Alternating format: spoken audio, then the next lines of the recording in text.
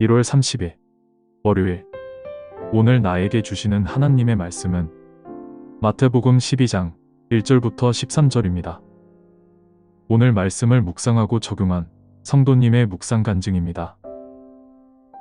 제목: 바리새인의 고발. 모태신앙인이지만 하나님과 인격적인 만남이 없던 저는 제 맘대로 살아보겠다며 오랫동안 교회를 나가지 않았습니다. 그러다 유부남과 결혼을 준비하던 중에 우울증으로 힘들어 다시 교회에 다니게 되었습니다. 그리고 하나님의 크신 사랑과 용서를 체험하고 그와의 관계를 정리했습니다.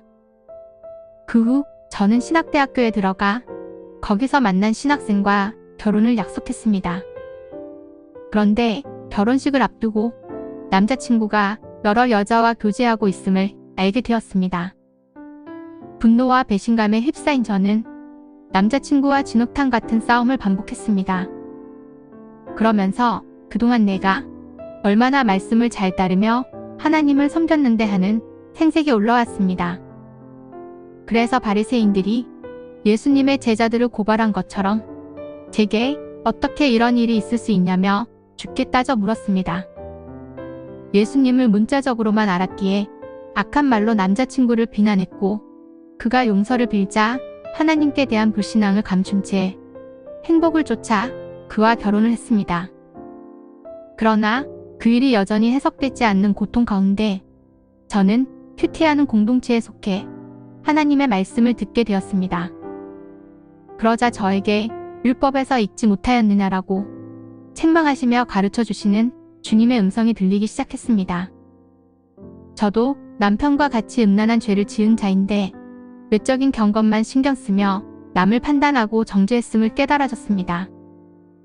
나를 구원하신 주님의 은혜를 어느새 잊고 자비와 긍휼 없이 형식적인 예배만 드리고 있는 바리새인과 같은 저의 외식을 깊이 회개하게 되었습니다. 그러자 나 같은 죄인을 오래 참고 구원해 주신 주님이 남편 또한 구원으로 인도하실 것을 믿게 되었습니다. 저는 안식일의 주인이신 예수님을 만나고 나서야 비로소 참된 안식을 누리게 되었습니다. 저희 부부에게 구원을 베푸시고 안식일에 선을 행하는 것이 옳음을 알게 하신 주께 감사를 드립니다.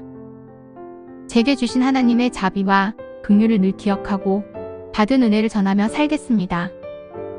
오늘 주신 말씀에 대한 적용하기입니다.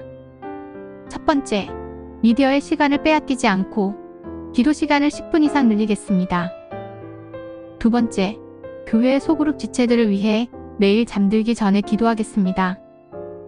사랑하는 수암교회 성도님들, 오늘도 말씀을 큐티하고 적용하셔서 말씀대로 믿고 살고 누리는 복된 하루가 되시길 축복합니다.